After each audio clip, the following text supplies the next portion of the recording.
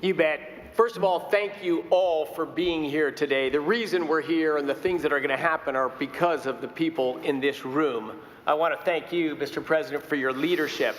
Very early on, I mean, first week, I'm in my new job. I haven't had a boss in 40 years, and I'm in the Oval Office adjusting to this, and the President says to me two things very clearly. He says, number one, we have to lead in AI. We have to lead. This is a transformative technology. America must lead in AI, and the old energy policies that were going on would not lead in AI. We need to lead in AI. Number two, the government's a bureaucracy. It's always in the way of things. It's been in the way of AI. We've got to run the government like a business. The businesses who want to invest are our partners and get them here right away, and we've got to work with those partners.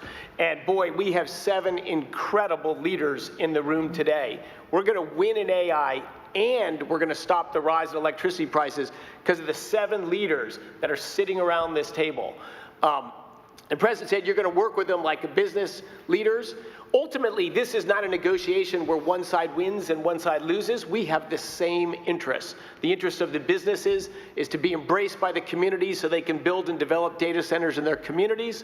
Those data centers that are developed there are going to bring jobs and opportunities for people. They're going to have us lead in artificial intelligence, critical for our economy, critical for our national defense, and critical for our security. The nation that leads in AI will be the military superpower. That has been and must remain the United States of America. But this is a pivot and this is a transformation. And it's the bold leadership of the President and the bold long-term vision of the business leaders that I am very proud to call partners and friends around this table that have invested that money, that have developed those technologies, that are willing to invest those dollars, and are also willing to fix the biggest problem. We had 30% electricity price rises during the Biden administration, and we shrunk our amount of available dispatchable electricity. That is a train wreck waiting to happen, and the President recognized from the start we have to lead in AI and we have to stop electricity price rise, and those are not in contradiction. These companies are smart, they're powerful, they're strong, they can build power, partner with them. And that's exactly, all of them embraced it, all of them have spent money to these noble causes, and as we heard, a number of states that have partnered with the people on this table have announced multi-year rate freezes. Indiana's the leader now and the first one filing for a rate reduction. But it is the partnership of these companies and a business focused on government, focused on the American people, that is the transformation. But I could not be more proud to be here. I've got to thank also our FERC commissioners that are here. FERC is a noble regulatory agency that just got bureaucratic and lived in a different time and a different age. We need to make things happen fast. Could they stand up? Yes, can all the FERC commissioners stand up? Because, you know, they're the most powerful people in the country. And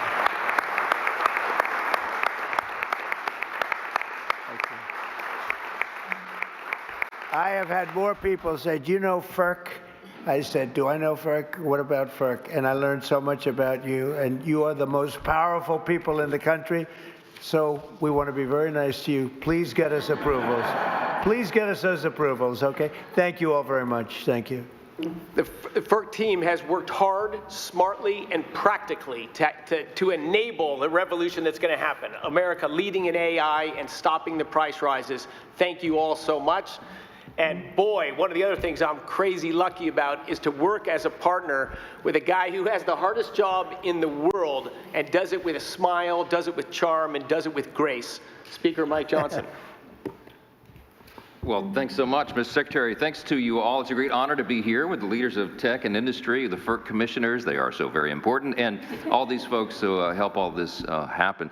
Look, only President Trump has the gravitas to be able to assemble the leaders of all these great companies in one room, and also to conceive of an idea like the Ratepayer Protection Pledge. This is an idea whose time has come. I think it's going to be so well received around the country because, let's be honest about it, there are concerns that people have had. There's a lot of misinformation out there, Mr. Secretary, about the rise in energy demand and what that's going to mean for our communities. So it is so meaningful to have leaders, the titans, to come in and say, everybody be calm. This is going to be great. It's actually going to be better going forward. Not only is America going to stay on top and lead and be the strong superpower that we are, We're going to continue to lead on AI. We're going to continue to make the communities better. I'm in the state of Louisiana. A lot of this is happening in Louisiana, Mr. President. It's not just a bunch of beautiful pipes.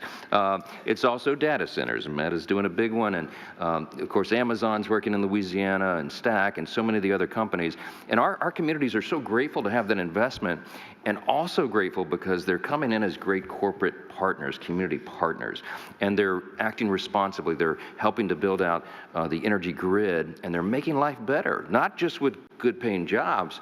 They're actually making life better in these communities and in our states. And so we're so grateful for that. I like what you said a moment ago. This is a win-win-win across the board. You have everybody who's come to the table in good faith under the leadership of this extraordinary president to make this happen for the country. It's at the perfect time. Trust is not given by communities and local stakeholders. It's built over time. And I think this pledge is a huge part of building that important foundation for the future. America's back, Mr. President. I'm so excited about that. Excited to be a part of this. Thanks so much for letting us be it. Yeah.